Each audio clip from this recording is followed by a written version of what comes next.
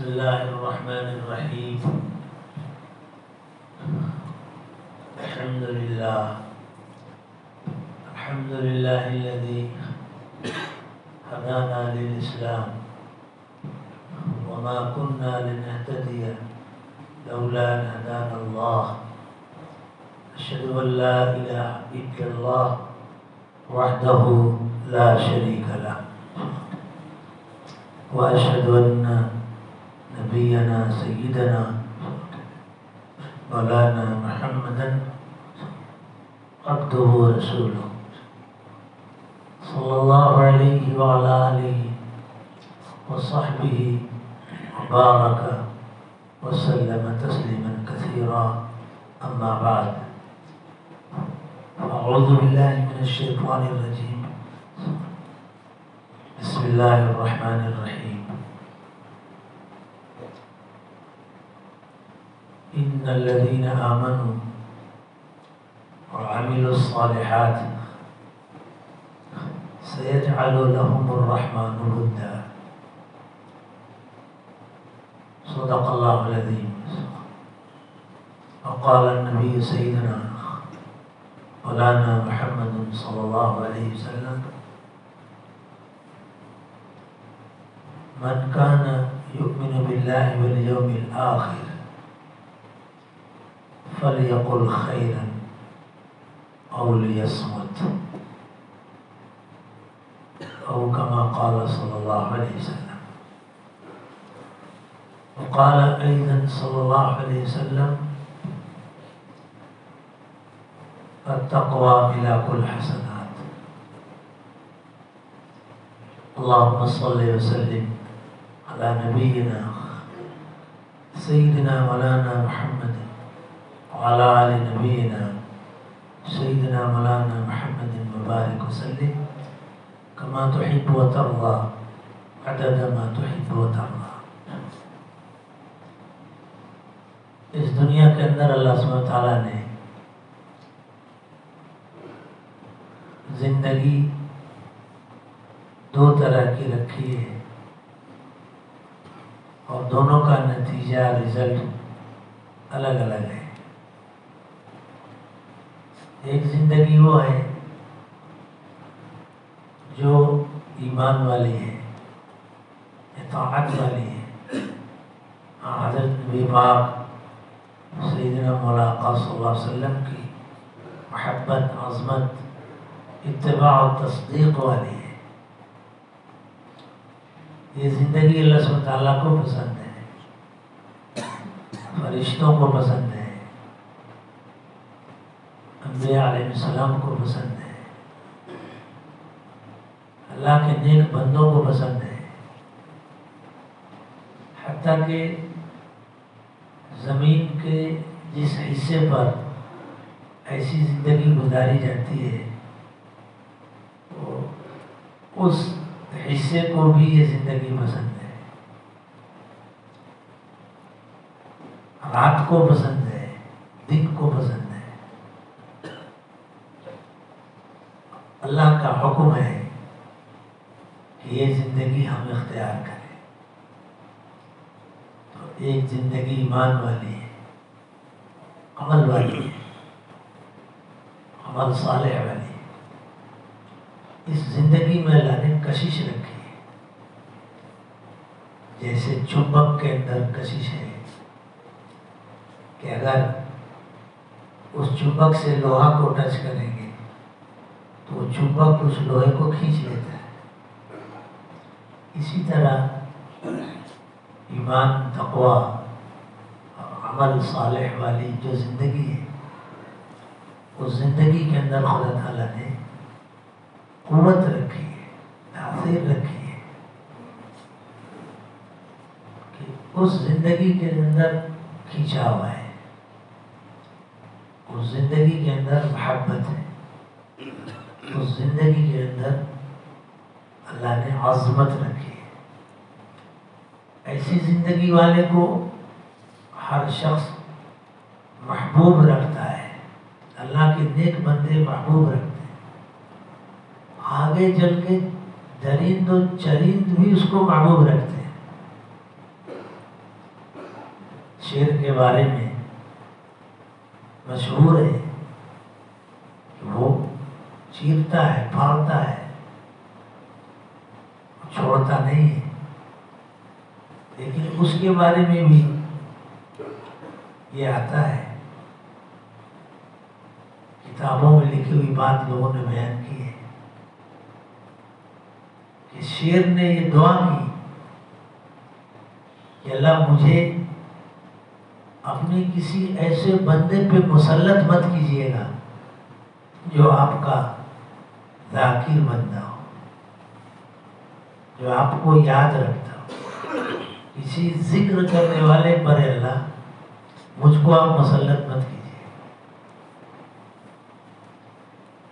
اسی لیے کتاب الحیوان میں علامہ دمیری نے لکھا ہے،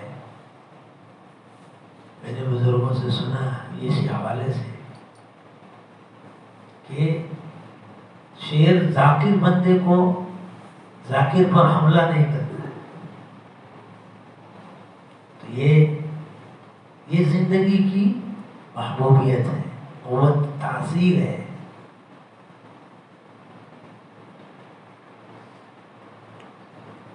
ایک وقت تھا کہ ہم لوگ اسی زندگی کے اوپر چلتے تھے، اسی زندگی کو اپنائے ہوئے تھے. اس میں ایمان ہے، تقویٰ ہے، حسن اخلاق ہے. تو خدا تعالیٰ نے محبت رکھ دی تھی. اس کے مقابل میں دوسری زندگی ہے، اللہ بچائے، وہ کفر کی زندگی ہے، شرک کی زندگی ہے، گناہ کی زندگی ہے، نافرمانی کی زندگی ہے. اس زندگی کا نتیجہ نفرت ہے، بغض ہے. یہ زندگی خدا کو ناپسند ہے، اللہ بچائے. اللہ کے فرشتوں کو ناپسند ہے، اللہ کے نبیوں کو ناپسند ہے، اللہ کے نیک بندوں کو ناپسند ہے. حتیٰ کہ جس زمین اور دھرتی کے حصے پر، جس حصے پر یہ زندگی والے ہوتے ہیں، وہ حصہ بھی ان سے نفرت کرتا ہے. آپ نے فضائل میں پڑھا ہوگا کہ جب کوئی، اللہ حفاظت فرمائے، بے دین آدمی قبر میں رکھا جاتا ہے تو قبر اس کو کہتی ہے کہ میری پشت پر جتنے لوگ چلتے تھے سب سے زیادہ نفرت مجھے تجھ سے تھی. تو مٹی بھی نفرت کرتی ہے، درند چرند بھی نفرت کرتے ہیں.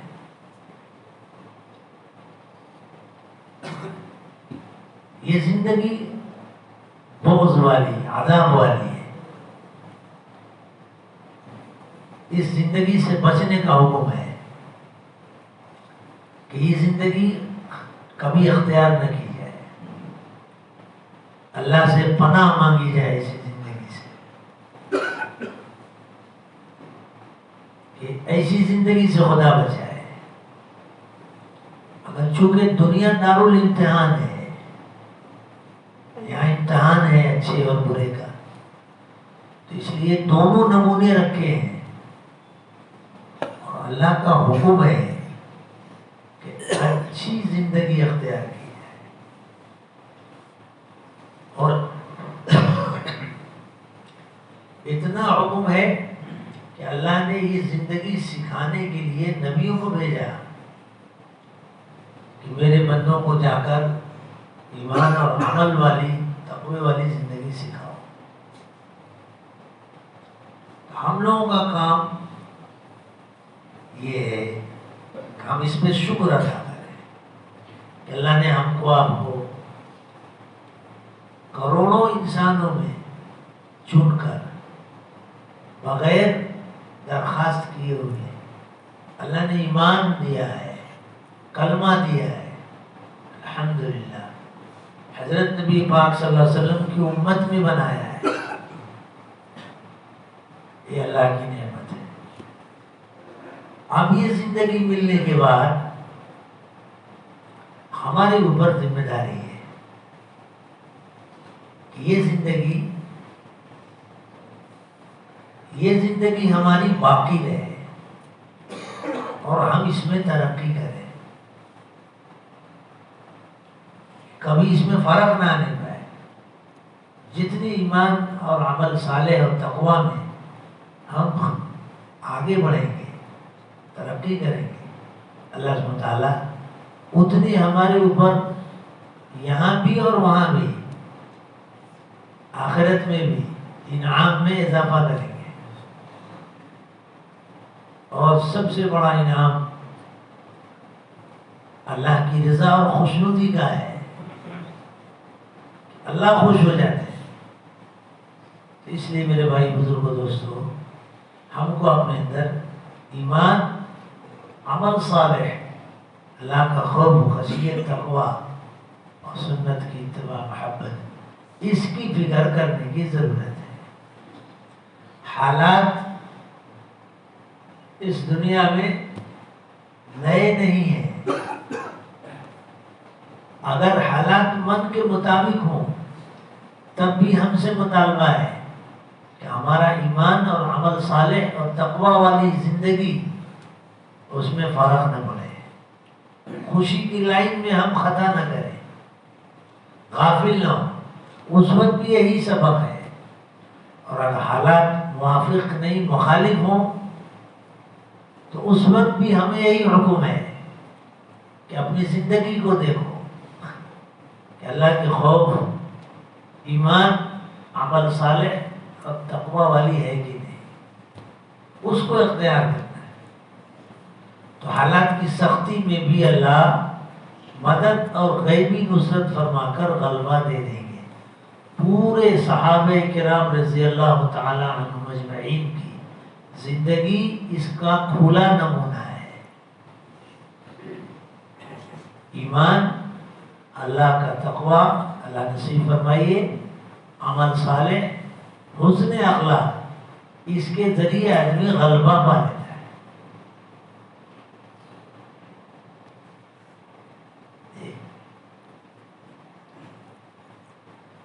اگر عمل چھوٹے گا تو خدا نفرت پیدا کر دیں گے، اللہ کے حکم کی خلاف ورزی ہوگی تو اللہ پھر دلوں میں نفرت ڈال دیں گے۔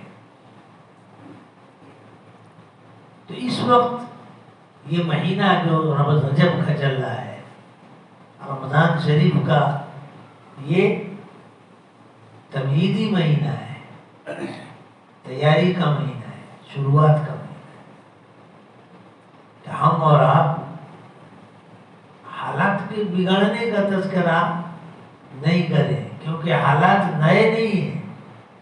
تو دنیا جب سے بنی ہے تب سے حالات ہیں، لیکن ہر حال کے سیدنا موسیٰ علیہ السلام کا قصہ اللہ نے کیوں سنایا؟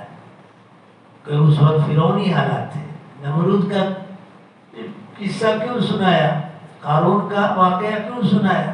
کیونکہ اس وقت کے نبی کے زمانے میں اس وقت بھی حالات تھے، مگر اس وقت بھی غالب آئے وہی جو اللہ کو مان کر، اللہ کی مان کر چلنے والے تھے، اور نبی کو مان کر اور نبی کی مان کر چلنے والے تھے۔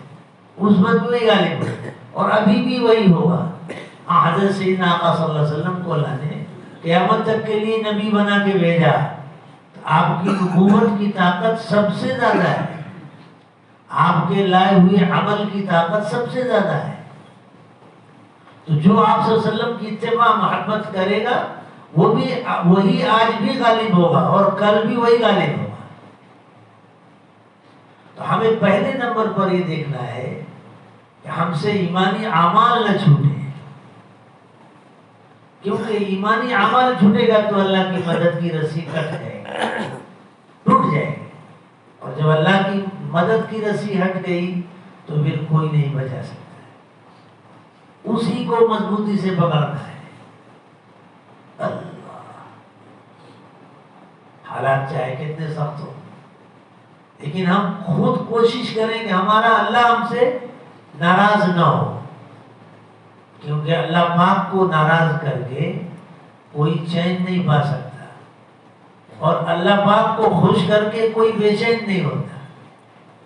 تو میرے لیے بھی ضروری ہے، ہم سب کے لیے ضروری ہے کہ ہم اس کی فکر کریں کہ ہماری زندگی میں، ہمارے گھر کے اندر، ہمارے محلے کے اندر، ہماری بستی کے اندر، ہم سب کے اندر اللہ کو راضی کرنے والا عمل زندہ رہے اور اللہ کو ناراض نہ کرنے والے بنے، پھر اللہ سبحانہ وتعالیٰ غلبہ دے دیں گے۔ حالات کو بدلنے میں ہم کو آپ کو دیر لگتی ہے، لیکن اللہ سبحانہ وتعالیٰ کے یہاں ایک امر اور حکم کا نتیجہ ہے، مگر وہ حکم ہمارے فیور میں ہو جائے، اس کے لیے ہم کو ایمان اور عمل اور اللہ کا خوف اختیار کرنا ہے۔ تو اس لیے میرے بھائی بزرگوں دوستو، یہ مذاکرہ اب بڑھانے کا ہے۔ روزانہ گھر میں بیٹھ کر، اپنے گھر کو لے کر، بچے بچیوں کو لے کر 10 منٹ کا مذاکرہ گھر میں شروع کرنے کا ہے کہ بھائی دیکھو، ہم توحید پر جئیں گے، توحید پر مریں گے۔ روز یہ سبق، توحید پر جو زندہ ہے اور توحید پر جو ہے وہی کامیاب ہوگا۔ ایک اکیلا توحید والا ہے تو اللہ سبحانہ وتعالیٰ اس کو غالب کر دیں گے۔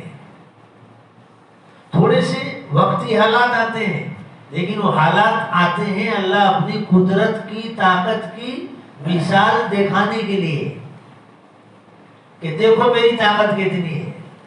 اگر حالات کی، مشکلات کی سختی میں تم میرے حکم پر آؤ گے تو میری قدرت دیکھ لو کہ میں نے کیسے بچا کے دکھایا۔ تو توحید کا مذاکرہ گھروں میں ہونا ضروری ہے۔ چھوٹے چھوٹے بچے، بچیاں، سب۔